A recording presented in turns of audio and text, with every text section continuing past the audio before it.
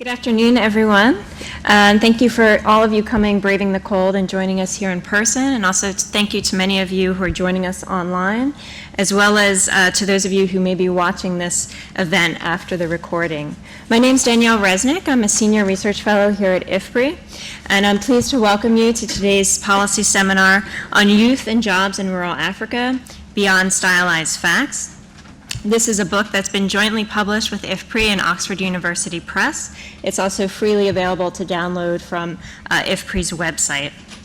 Now, we know that youth and youth employment is really an important topic for governments and the development community because the ability of governments to be able to create jobs is really critical for economic transformation as well as for state legitimacy. And this is a really complex topic. It really involves looking at economic, demographic, political, and policy issues in an interactive lens. And this is exactly the intention of this book. So we're very lucky today to have the two co-editors, James Thurlow and Valerie Mueller, to highlight some of the major themes of the book. So without further ado, I will introduce our speakers. James Thurlow is a senior research fellow here at IFPRI. He's originally from South Africa, which is one of the continent's countries with one of the highest youth unemployment rates. And he's a development economist whose research focuses on the interactions between policies, economic growth, and poverty. Valerie Mueller is an assistant professor in the School of Politics and Global Studies at Arizona State University. Prior to joining ASU, she was a senior research fellow here at IFPRI for about 7 years, and she remains a non-resident research fellow here. And she is well known for her research on the drivers of migration and its impacts on rural welfare. So I'll first welcome James to the podium. So Africa has a youth problem, right? If we were honest, we'd admit that that was how we originally started this project, with that view in mind. It motivated the book. And I'm sure there are many of you who are here or listening who share that view, who also are concerned about Africa's so-called youth problem. If we were fair to ourselves, I think we would admit that we've all seen the same numbers, right? We've seen projections like these on the screen telling us from the UN, telling us that 20 million new people are joining Africa's working age population every year. And that number will rise to 30 million by 2050, right? This bulge in Africa's youth population is happening 2 or 3 decades after it occurred in other developing regions. And so what that means is that young African job seekers today are going to have to look for work in a far more competitive global economy. And there are many people who don't think that they will succeed. Right? We cannot deny that the scale of the youth challenge in Africa is daunting. And we're not alone in sharing that concern. Many governments in Africa and across the world are concerned about high youth unemployment in Africa and what it means for perhaps widespread youth protests or social unrest. New evidence from this book, from our book, confirms shows that youth are only slightly more likely than adults to protest, but they are far more motivated by employment issues. Right? Youth are far more likely to protest when they're unemployed or when they lack trust in political and government institutions. And so it is crucial for governments in Africa to devise policies that meet the long-term needs of its youth, as opposed to catering to shorter-term political interests. So the challenge is real, right, and the concerns are justified. But is Africa's youth bulge really unprecedented? Right. To answer that question, we've got to go back to those population numbers. Right. We can use the population data to identify when Africa's youth bulge took place and when did the youth bulges take place in other developing regions. And we can compare the situation that Africa is in today to the situation that those regions were in 2 or 3 decades ago. Right. What we find is that while Africa's youth bulge is late, its size is not too dissimilar to the youth bulges of other developing regions. It's roughly the same. So from the perspective of African countries themselves, the size of the youth bulge is not unprecedented, although it may look very large from smaller developed countries further north. Right? At the same time, Africa's economic performance while not as good during their youth bulge, was not as good as, say, East Asia's during the 15 years after its peak youth bulge, Africa is currently outperforming regions like South Asia, Latin America, Middle East, and North Africa when they experienced their youth bulges many years ago. So in that sense, Africa's youth bulge is not unprecedented, although the challenge is very real. Right? So what is different about Africa's youth challenge? Right? Is there anything different? And the answer here is yes. So I think we all know that Africa is one of the fastest urbanizing populations in the world. But what makes Africa very different from other developing regions is that its rural population continues to grow rapidly as well. Right? And this is one of the reasons why we see that global poverty is rapidly concentrating in rural Africa. And what this means then is that agriculture and the rural non-farm economy are going to have to play a far more important role in solving Africa's youth employment challenge than perhaps it did in other developing regions. Many young Africans today will inevitably have to find employment somewhere in Africa's agri-food system. But here there's some good news. Right? African agriculture is growing rapidly, and in many countries is moving beyond those early stages of agricultural transformation. Many of you may be familiar with Peter Timmer's 4 stages of transformation. So in the early stages, agriculture transitions from a subsistence to a commercial sector, and then as this process unfolds and as farm incomes rise, the non-farm sector creates more job opportunities in the rural economy, and so more people begin to work both on and off the farm, or perhaps specializing in non-farm employment. Eventually, urban growth and urban demand come to lead the national growth process. Right? And so that may encourage younger people to migrate to urban centers and create new market opportunities for rural products. In fact, for many people, the fact that African youth are better educated than their elders is a cause for quite significant optimism about the future of rural youth in Africa. Right? For many people, youth are better educated, and so surely they would be more likely to adopt better farm technologies and help raise agricultural productivity. Youth are more likely, they're better educated, and so therefore surely they are more likely to start and run rural non-farm businesses or successful non-farm businesses. And then finally, youth with their better education, with their better familiarity with information technology, surely they are more likely to migrate and better linked to those fast-growing urban markets. So in this sense, African youth may not just be beneficiaries of a rural transformation or an agricultural transformation process, they may become the very agents of change that rural Africa sorely needs. Right? And so in that sense, the development community is somewhat divided between anxiety on the one hand and also cautious optimism on the other hand. But the question is, are these facts, are these perceptions about rural youth and their role in the transformation process, are these valid? Are they always valid? Where are they valid? And so, unfortunately, many of these perceptions that we have about rural youth are born out or are based on global and regional studies. Studies that usefully derive generalizations about what is happening in Africa, but also run the risk of creating conventional wisdoms that end up being applied at the country level. And so one of the challenges that we take head on in this book is that we go beyond the regional trends and the national aggregates, and we use household survey and firm survey data to try and examine whether these stylized facts, these generalizations, are valid or where they are valid. Right? And the 23 authors of the book provide new evidence on the role of youth in agricultural transformation and rural development. So to give you a quick outline of the book, we start by putting Africa in the global and historical context. Some of the evidence from this chapter is what I've been drawing on right now. But we also have 3 thematic chapters in the book, which look at specific issues which we feel have generally been under-researched. Right? This includes whether or not youth are more likely to migrate to urban centers, and if they do, are they more likely, do they benefit? Right? We look at that issue within 4 African countries using newly available survey data. Secondly, are youth needs or youth issues well represented in national policies?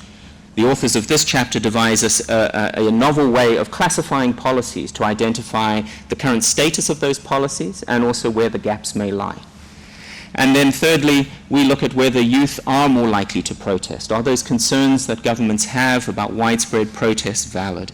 And why do youth, why when youth protest are they more likely to be protesting? We then turn to country case studies, and each of these country case studies examines in more details those stylized facts linking youth to that timber process of agricultural transformation. And so that is a common framework that's applied across all of the chapters.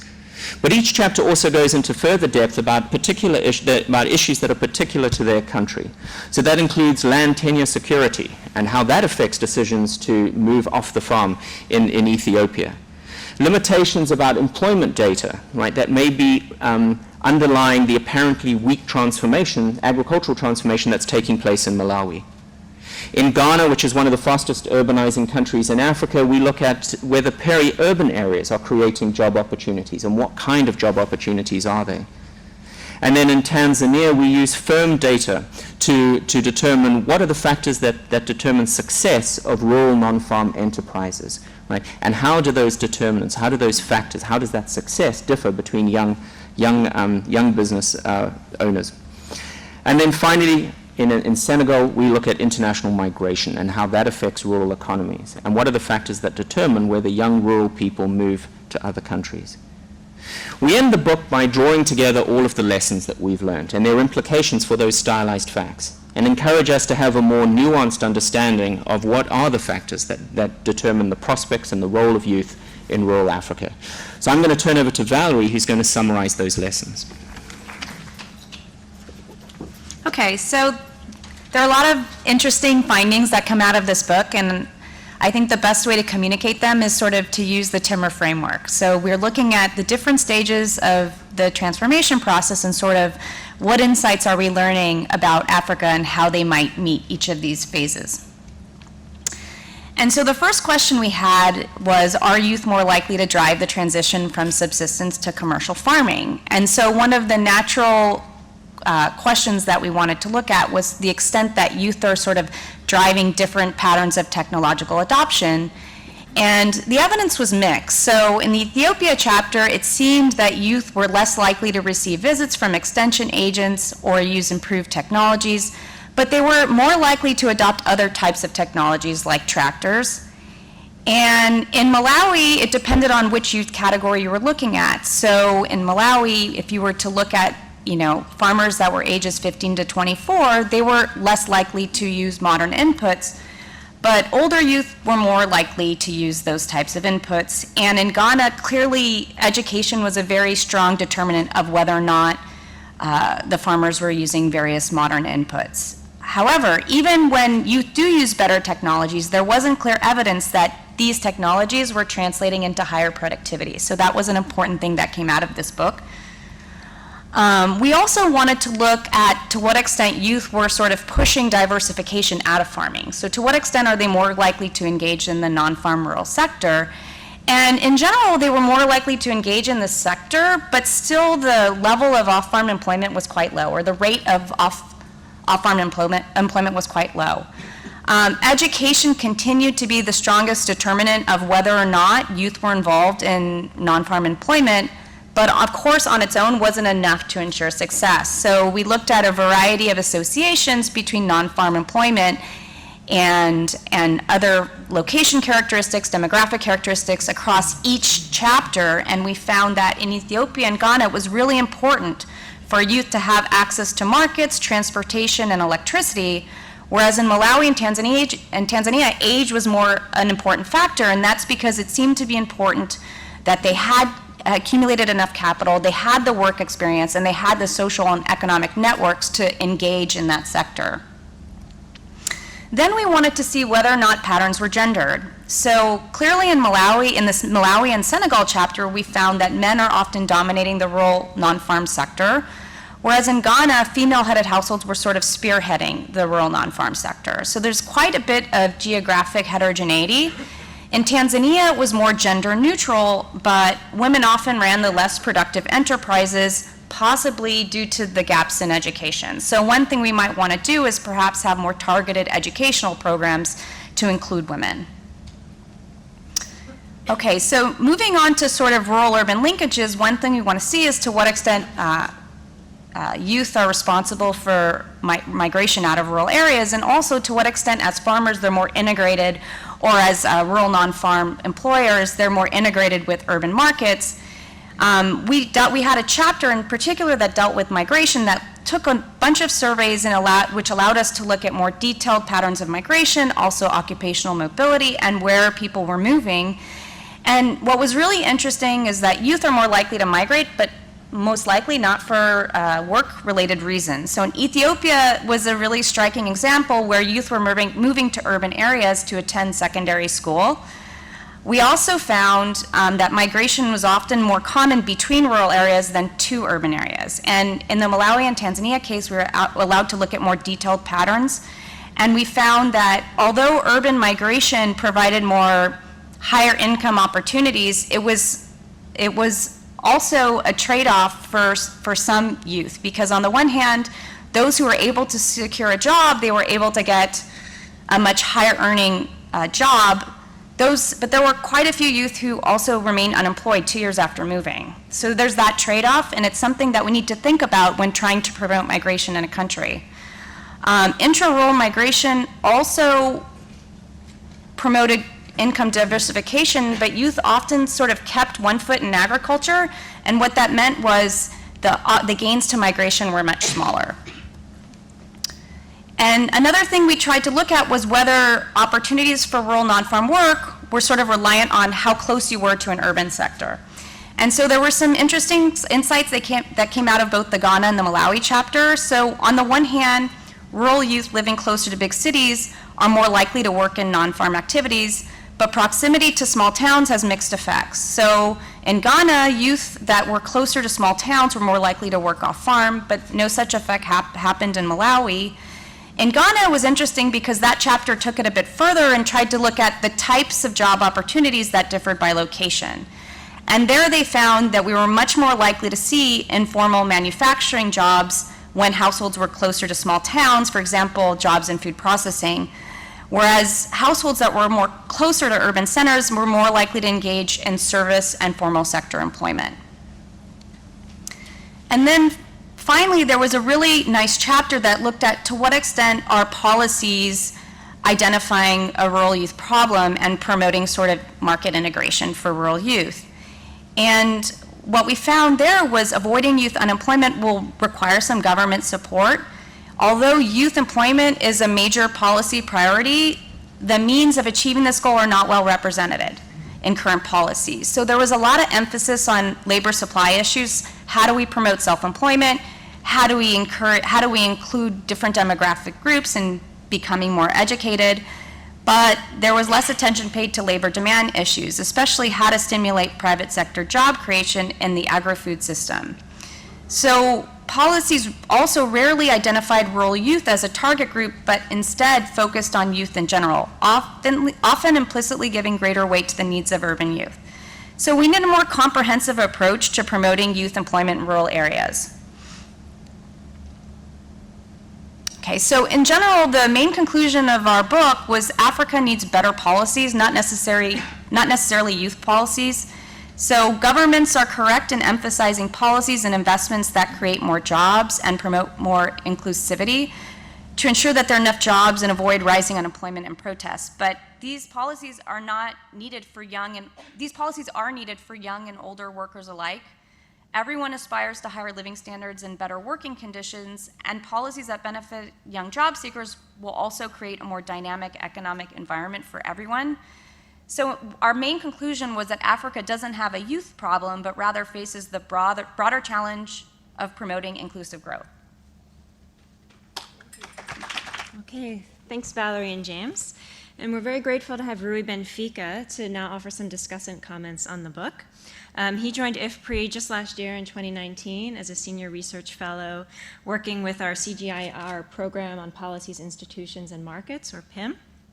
Prior to that, he was with the Research and Impact Assessment Division of the International Fund for Agricultural Development, IFAD, where he contributed to a number of projects, including helping to oversee IFAD's report on opportunities for rural youth. So therefore, he brings both a researcher's and a policymaker's perspective to this issue. Rui, please come to the podium.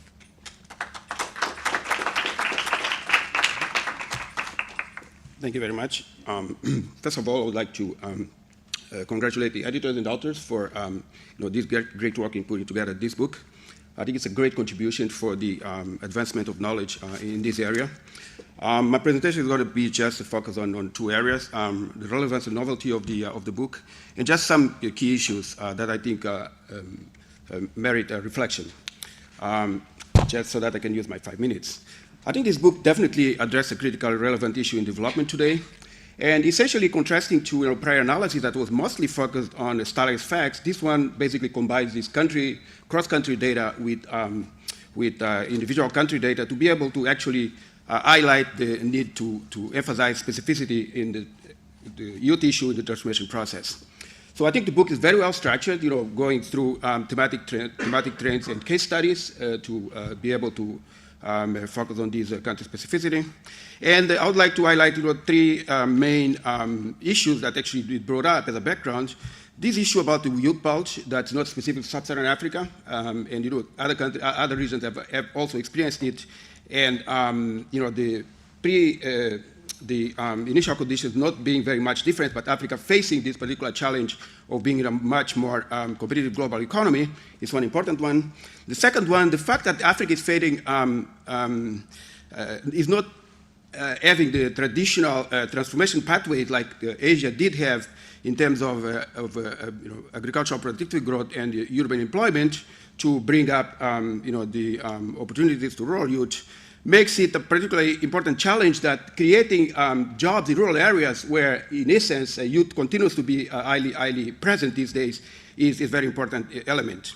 The third one is on the fact that the rural employment is not a youth issue per se, but it's more of a broad rural development issue that really needs broader rural development policies and with youth lenses. I'd like just to touch on three issues. The book basically touches on this issue about the youth propensity to use modern technologies in agriculture, which is probably one of the most cited drivers for optimism around the prospect of grabbing the youth dividend. But the book finds that these mixed results on this issue, and also finds the inability to actually reach a conclusion about the productivity impacts of youth adoption of technologies. And this basically highlights the fact that context matters, country specificity matters, and then the book very much highlights that and points out to the need for more data to actually and better data to actually be able to explore that further. I would like to suggest that to be able to explore this issue better, we did need to account for the fact that youth employment is not just in the agricultural node of the value chain per se, but there is an increasing set of opportunities beyond the agricultural node of the value chain. Therefore, looking at the youth and technology has to look at the broader agricultural value chain nodes.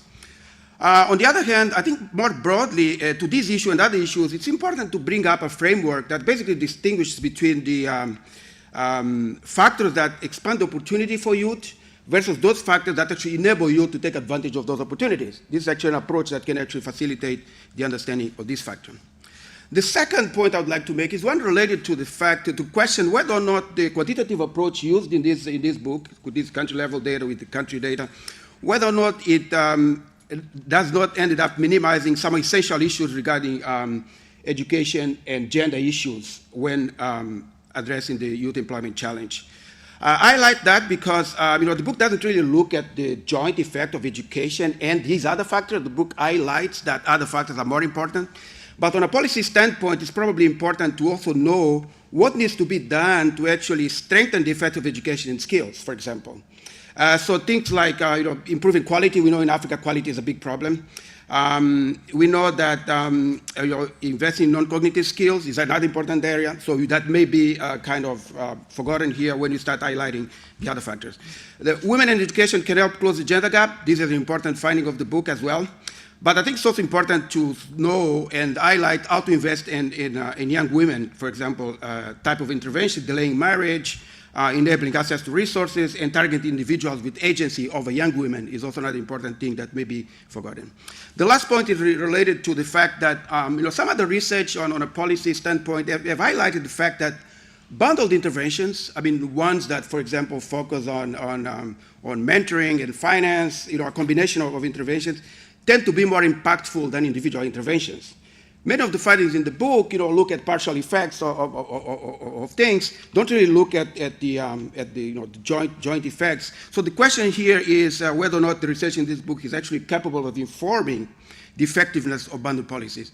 I think it has a lot of information that can actually, not individually just contribute to that, but it may actually help design research that may assess the impact of these bundled interventions on development in general. To close, I would say that the book sets definitely a very good standard for addressing rural employment challenge in the process of agricultural transformation by looking at the process from subsistence to modernized agriculture through sectoral and spatial linkages, which is a very important thing. And I think future analysis, in order to pick up on demand side considerations, future analysis definitely need to tackle issues such as the macro enterprise development. Informality is another important thing because in Africa it's basically distinct from other regions because it's a lot more informal, the opportunities in rural space. High value agriculture, business climate, and fragility. Finally, I think a punchline here would be that in the end, what we need is rural development with youth inclusion lenses, which is basically the big conclusion here, by informing and balancing investments in promoting widespread rural opportunity, and those specifically focus on youth opportunity. But it's important to keep in mind that there are three key elements to actually promote rural youth employment, which is the productivity of youth is going to be important, the connectivity, both physical as well as virtual connectivity, and also the agency, the ability of the young people to actually take charge of their lives and their choices. And ultimately, as I think Richard Thurlow had said, good policies are those ones that promote better outcomes without restricting choices. So this is definitely one important thing for youth in rural Africa to be able to succeed. Thank you.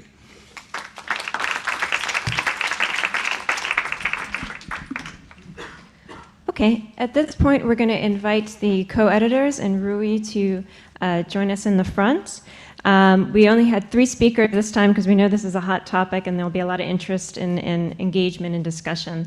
So at this point, we are going to open the floor to questions. I think we'll take about 3 to 4 first here in the room, and then we'll turn to see if there's anyone online.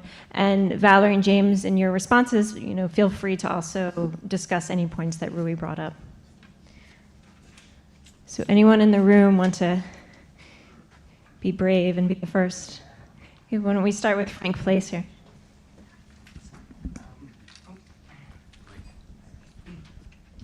Thank you.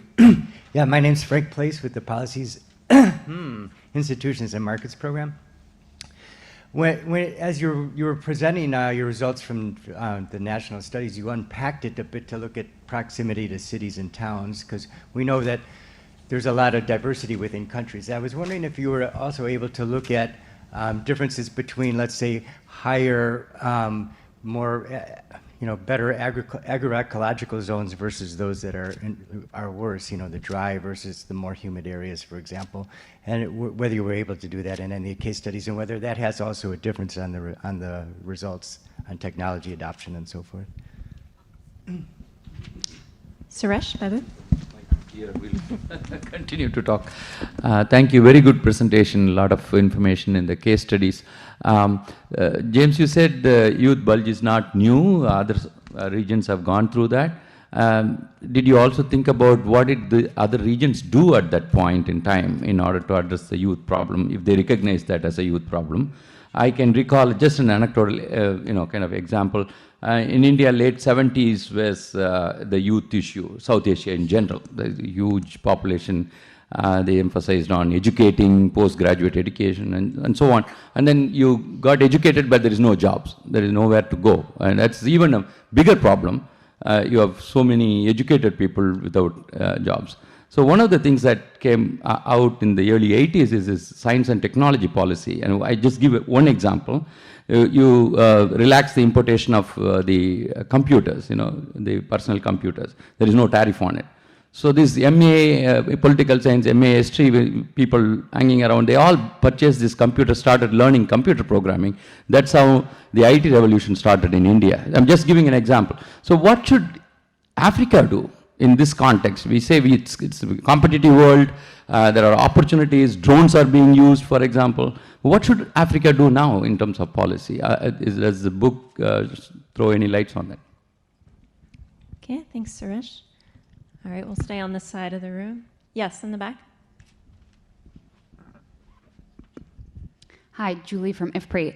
I was wondering, as you look at modern agriculture, I was wondering, did you group all of those pieces together, those kinds of inputs together, or was there distinction between them? And I'm wondering in particular how that relates to experience either of agroecological zones or knowledge and experience of climate change. So I think of youth and their sensitivity to that, and thinking about how some inputs may be beneficial regardless of climate changes, whereas some may actually have long-term detrimental effects, whether that's compaction from tractors or fertilizers that don't build long-term soil fertility. So was there any kind of a distinction made around that kind of relationship? Okay. I think we can take one more if there's anyone who wants to brave a question. Okay, still on this side of the room. Yes, please.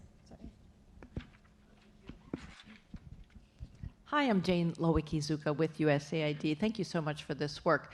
Could you say something also about a little bit more on education as a factor?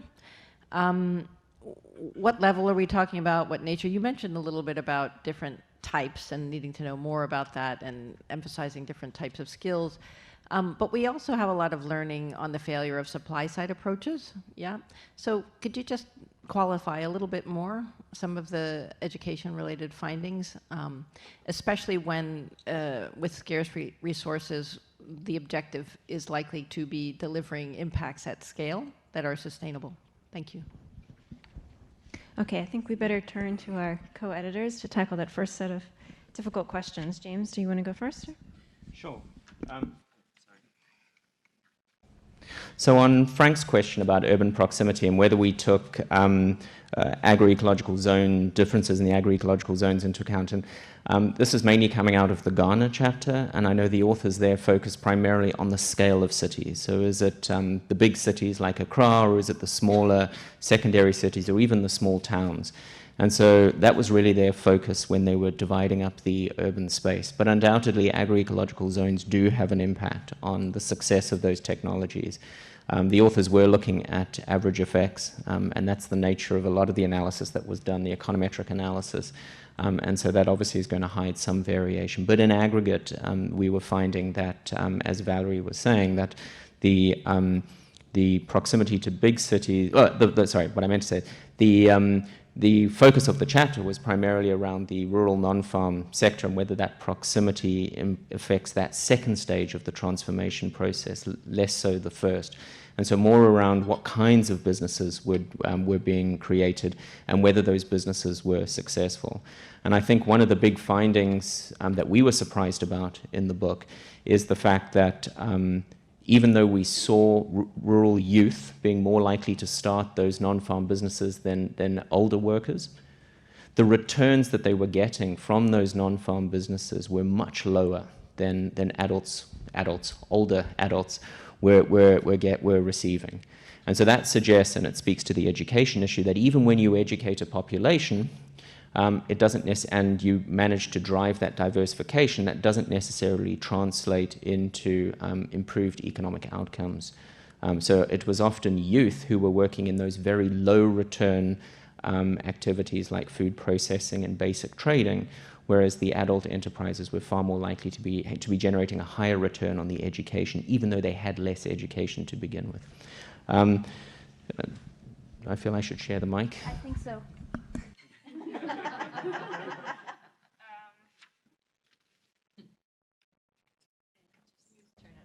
Okay. So James covered the agroecological zone question pretty well. I do think in some of the analysis and regressions, for example, I know in the Ethiopia chapter, she did put indicators for agroecological zones, but it wasn't as much of an emphasis in the summary of the results. But I know that they did at least put that in the analysis. One thing I wanted to say in terms of the non-farm sector is a common theme that seemed to be across countries that we studied and also outside of the book is that there's a fraction of households that engage in the non-farm sector or migrate because they're trying to deal with some shock. Okay, so some of that portion of the non-farm sector is driven by our household needs to cope with a shock. What's not really clear, we don't really cover this in the book, but it's sort of food for thought. How do we get households to move away from that? How do we get households to sort of use migration and use the non-farm sector more as an investment strategy than a coping strategy? But one thing that we did learn is, for the most part, many of the households are sort of, whenever there's a drought or some sort of shock, then we see that they're more likely to be involved in this sector.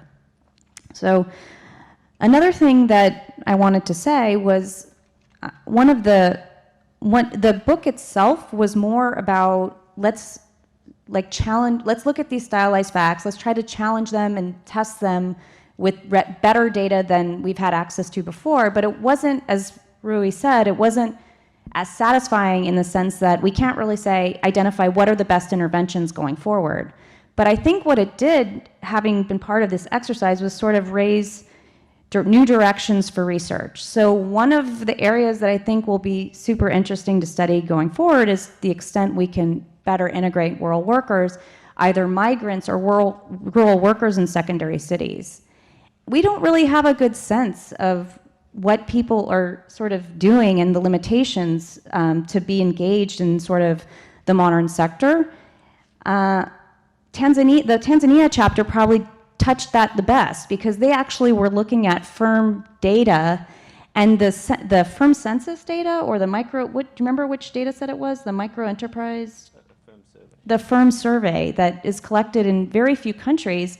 And they had some really interesting questions in there to the extent of like, what is the main constraint? What is the main limitation in preventing you to expand? So not only do we want firms to we want more entry into the sector, but we also want some firms to go from small to medium scale.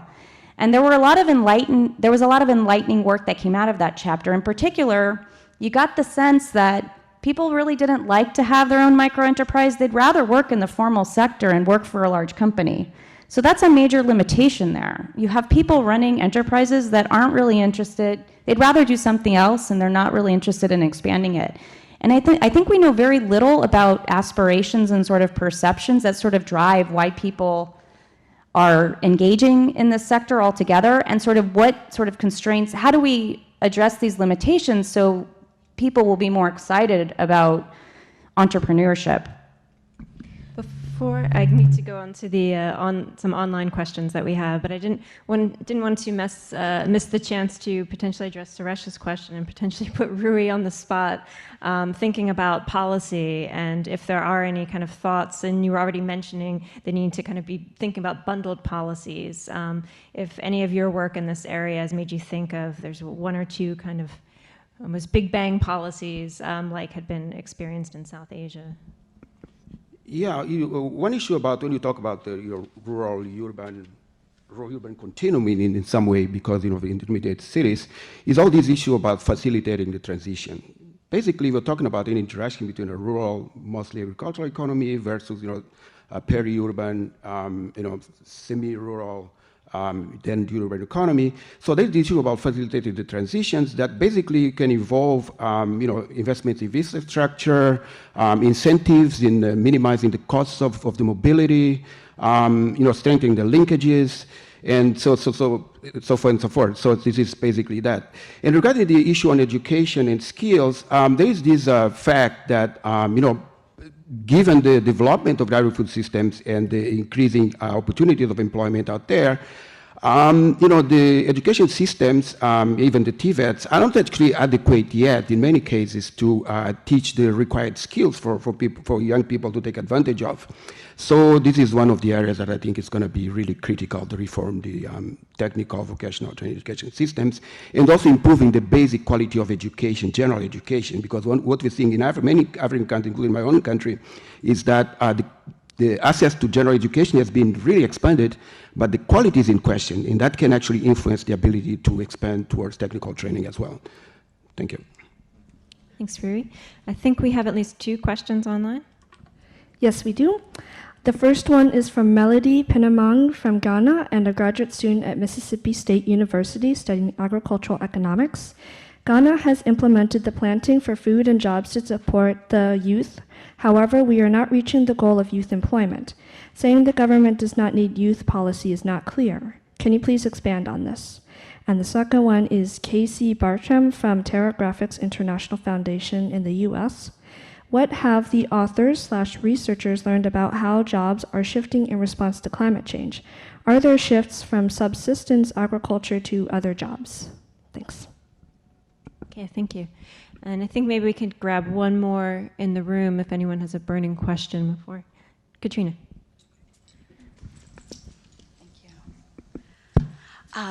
Thank you, guys. This is really interesting. I'm kind of wondering in my mind now if you could say something about the evidence around the lack of people wanting to form small non-farm enterprises.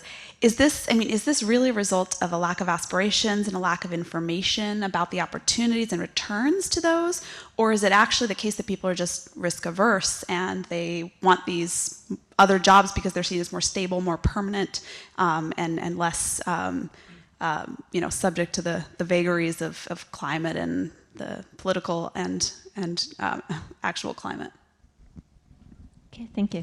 And I think I did see a hand here. Maybe we can also fit in one more question. Thank you. Brian Greenberg, independent consultant. Really interesting stuff. I guess I'm left wondering about possibilities for a more labor-intensive and labor-absorbing farm economy. What you seem to have is a not great small business environment, a high failure rate in those small business enterprises anyway in the normal course of things, and a youth bulge, and access to land which is largely mediated through family inheritance patterns. So you have the paradoxes of this additional population pressure on the land, often fragmented and shrinking farm sizes, which is an additional challenge. And if I'm not mistaken, in a lot of places, still paradoxically, fairly old or even getting older farm managers and ownership, showing the momentum in perhaps the opposite direction of youth absorbing. And so my question is, what can we learn from that fact, the aging of the farmer population, and wondering, do Africa's youth dream of a future on farm or in rural area anyway? Does that explain a lot of the ambivalence, reluctance to invest? They like farm populations everywhere, drawn by imagery of more intriguing things to do.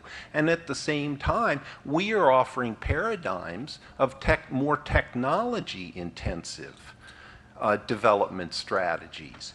And yet, if I'm not mistaken, in at least one location in the youth 14 to 25, they were less inclined to intensify their technology or change their technology. So in that age set, perhaps, are there opportunities to opt for a model of more labor-intensive, labor-absorbing? And I know it's not economic conventional wisdom, but if we're not accepting stylized facts and we're not seeing a lot of alternatives, maybe we ought to think about our development paradigms too. Okay, thank you. Okay, 4 great questions. I think the latter 2 are a lot on aspirations of the rural youth. The first on PFJ in Ghana and what that means for your conclusion about not being focused just on youth, and then the one about climate change. James, do you want to go first again? Sure. So to speak to the PFJ's question from Ghana, I think another one of the big findings that came through a number of the case studies is the fact that it often wasn't the age of an entrepreneur, but more the environment in which the businesses were being run, right? So factors like market access, access to roads, energy, and other forms of technology, these were far more important in determining whether a business was successful than the age of the entrepreneur. And that's what led us to reach that conclusion that perhaps we don't necessarily need lots and lots of youth-focused policies, which is very much a trend at the moment. Speaking to the education question from, I think it was Julie, that you know, a lot of the supply side interventions have focused on what do youth need? What do we need to do to make youth more capable of running these businesses? And one of the conclusions that comes out of a number of our case studies is that they need a more dynamic business environment.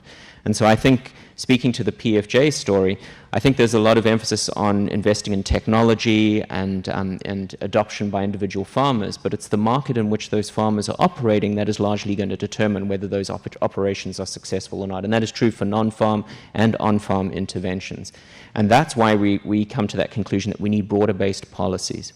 We should also keep in the back of our mind that it's not just young people who are no longer working in agriculture and speaking to aspirations, but older workers are also leaving farming and moving into the non-farm sector. And so we need the same policies to provide a movement and upward mobility for those older workers as we do for the young workers who are now entering the labor force and looking for a better life and so on.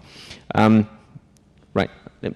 I could speak to the climate change story because the answer is relatively straightforward. We didn't look at climate change as a factor affecting youth or the decisions to adopt technologies and so on. It is obviously a very important consideration and undoubtedly underlies the sort of adds to the uncertainty around a farming career in farming. Or a farming livelihood, and therefore obviously is influencing whether young people see farming as a future opportunity that can become a lifelong career. I think it is interesting what Valerie is saying is that, you know, those of us who work in agriculture are so used to us being the employer of last resort, and it leads to a sort of very depressing assessment of the kinds of policy recommendations we give. You know, when we think about how to curb migration to Europe, right? Are we really saying that providing better wells in the rural, you know, water wells in the rural areas of Tunisia are going to change the decision to move to Europe?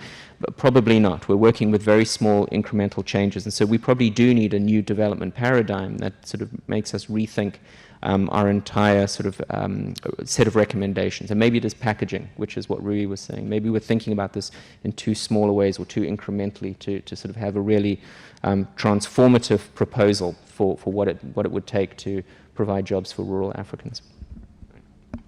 Valerie, do you want to address any of the questions? So for Katrina's question, I don't really remember all the details, but I think it was an element of risk aversion. I think people like the idea of like not having to bear the brunt of all the risk and just having a reliable income as well at a bigger firm. But I do think, at least for the agricultural sector, as James was saying, aspirations is going to be part of the story because as young farmers are more connected, it's not really sexy to be a farmer, and it's not really clear that it's profitable for some households. So I think their aspirations is part of the story. And I think we haven't really touched the question about whether we should just be focusing on labor-intensive agriculture.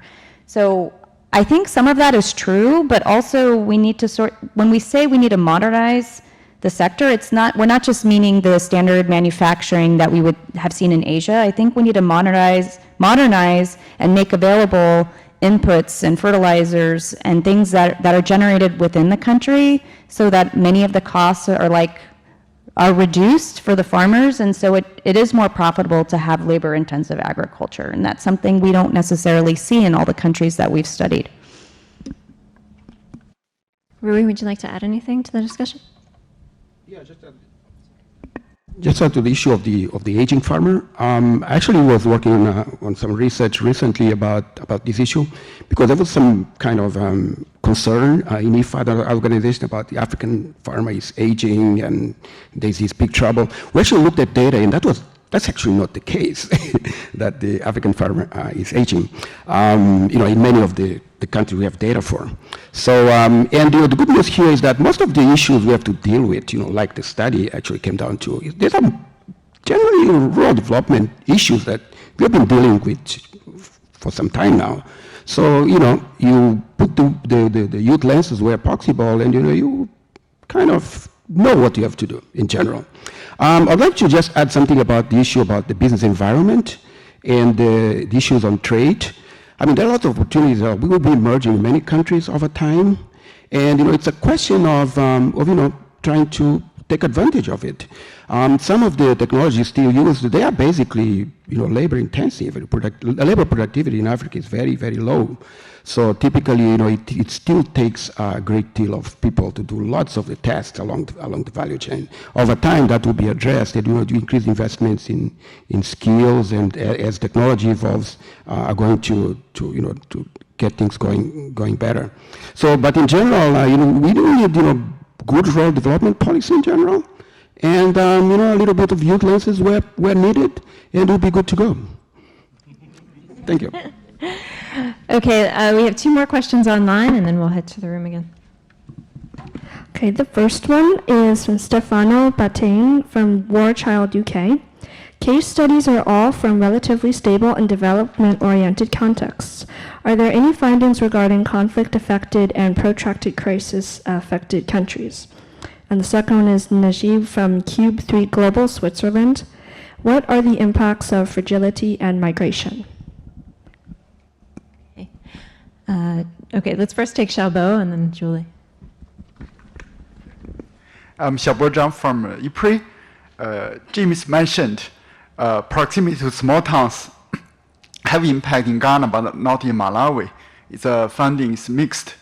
I'm wondering whether you can offer some insight why some towns are attractive for youth. Are there any features? Why not in others? Are there any more inside stories? For example, when I visit a magazine automobile cluster, the magazine cluster in Ghana, I was so impressed. More than 250,000 people work there. So it's very easy for people to go there to imitate, to learn how to repair an old car. So people can accumulate skills very easily. So whether this kind of cluster is good for attracting young people. So it'd be nice to have this kind of more in-depth stories to tease out the heterogeneity in your funding. I wanted to just question this idea of that agriculture is not sexy. And I think I'm saying this because I came from an agricultural background to the economic circles. And where I came from, agriculture was sexy, both in the US, in South America, in Europe. And then there's a strong movement of young people moving into agriculture and people who are born into agriculture wanting to stay on the farm. And so I think that this assumption that agriculture isn't sexy should be looked at in a more disaggregated way. And I'm thinking even reading qualitative studies in East Africa of by region, how different opinions were about whether people really thought there was a lot of dignity in agriculture and wanted to stay. So I just wanted to throw that out there. And then last, I think the piece of very connected to that is that not all modern inputs are the same. And so looking in Europe and the US and other parts of the world, and I'm wondering if this is true throughout Africa, that young farmers are adopting very different forms of modern agriculture because of climate change and because they're resource conserving versus more extractive. And so I think that's a really important nuance to bring into it. Okay.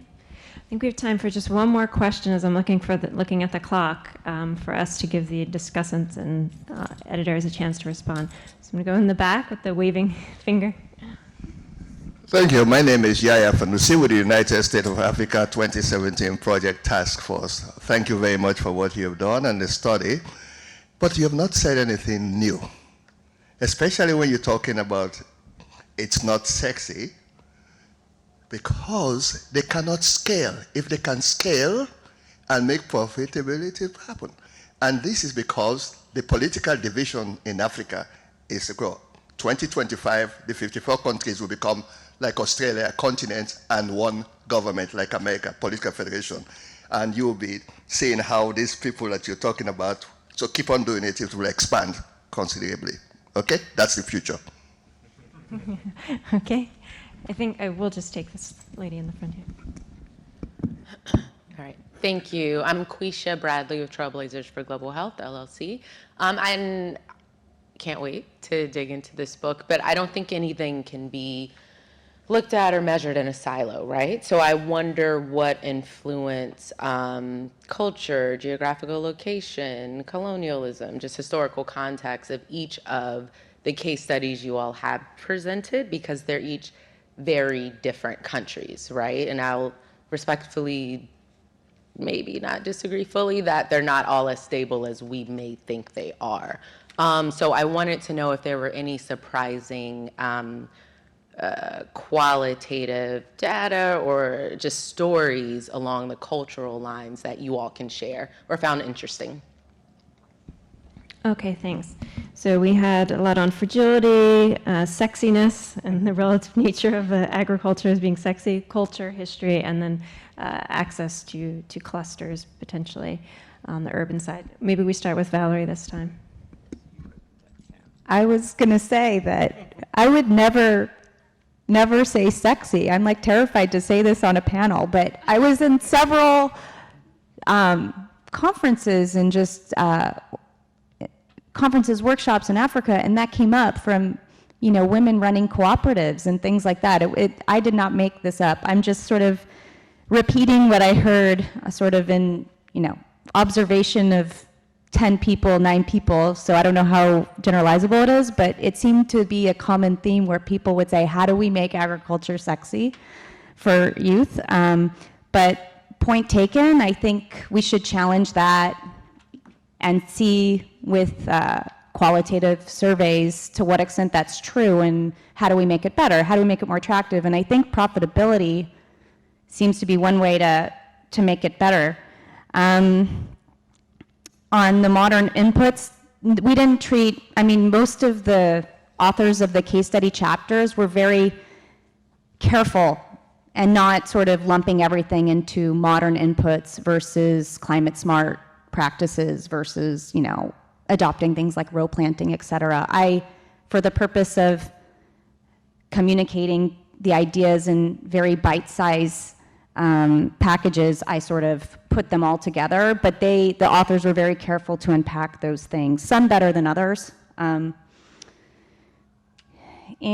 I'll let you talk about fragility. I was actually going to pass the buck to Danielle, who, despite being our chairperson, is also an author on the book and looked at political protest and participation, and so some of these issues of stability could be better addressed by Danielle. But Shabo's question on proximity to urban centers, and I think the big difference between Ghana and Malawi is clearly that Ghana is a far more dynamic economy. There's been a lot more public investment in those secondary towns, and so to be in a peri-urban area outside of a town in Ghana means something very different. You're in a very different business environment than if you are in a sort of outside a small town in Malawi. Secondary towns in Ghana also tend to be substantially larger than they are in Malawi, so it's quite difficult to sort of, it does raise puzzles, but a lot of it is explained by the speed and level of development around those peri-urban areas. But completely agree with you about this need to look more at these business clusters and what determines the success of those clusters. And I think speaking to the bigger issue, maybe the reason why we're focusing on fertilizer and seeds and technologies, because that has been the traditional lever by which the ministries of agriculture have tried to create rural and agricultural opportunities. And what we need going forward is ministries of agriculture that have a lot more commercial orientation, a completely different mindset, a completely different set of skills, where they focus perhaps less on picking the winners and creating farm schools and more on creating an enabling business environment and finding sort of more innovative ways to create market opportunities for a new wave of young entrepreneurs. And I think this is where we can pick a pathway. I'm South African. We completely short-circuited our rural development and agricultural development for apartheid reasons years ago, and we've been left with a large-scale commercial agricultural sector for where there is no space for small-scale entrepreneurs to make a profit, even if they could find land and so on. And we're about to see this unfold in my country through the land redistribution program, that it's not enough. It's actually more important to connect young farmers to the big processors and the retailers than it is to simply give them a piece of land and provide them with fertilizer and seed. And so I think that's the challenge, not just for young Africans, but for all Africans going forward, is how do we connect them into these dynamic chains as the off-farm components of the food system increasingly come to drive agricultural transformation in the future. Thank you. Okay, well, I'm always happy to talk about political instability, but I'm conscientious that I want to be respectful of everyone's time, and I want to see if Rui had any final words. Yeah, just, I like the issue about the farmers and the agriculture being sexy or not. I think it's mostly a question of, farmers are economic agents. They want to maximize welfare. And for that, they have to come down to a combination of economic activity they go to. So the extent to which we can make agriculture profitable, more likely it's going to be sexier. Otherwise, they want to combine, the set of the time they have to actually maximize the income. But linking to what James was just saying, the more important is that in this policy process, like I ended my intervention there, you want to increase productivity on one hand, and on the other hand, increase the connectivity that rural population in general, including young people, have with the rest of the economy. And you also want to give them agency, the ability to actually take charge of their decisions and maximize their welfare. So that's basically the punchline. Thank you. Okay, well, please note, as I said at the outset, that all 10 chapters are freely available to download from the IFPRI website, I think also from the OUP website as well. And please join me in thanking the speakers today.